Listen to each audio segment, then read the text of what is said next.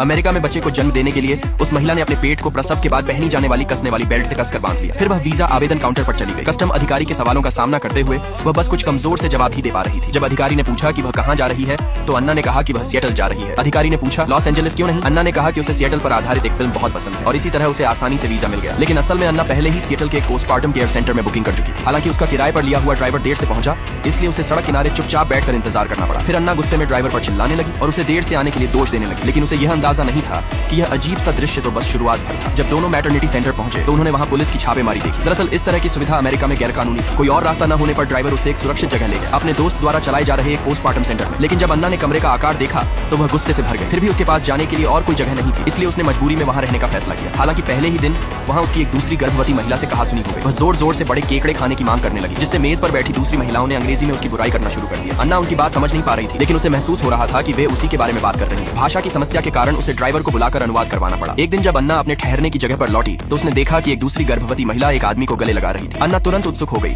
और उसने ड्राइवर से उनके रिश्ते के बारे में पूछा, लेकिन वह ड्राइवर की बात पूरी तरह समझ नहीं पाई और उनके रिश्ते को गलत समझ बैठी। इसलिए अपने कमरे में लौटने के बाद उसने तुरंत तय कर लिया कि वह इसी घटना का इस्तेमाल करके उस गर्भवती महिला से बदला लेगी।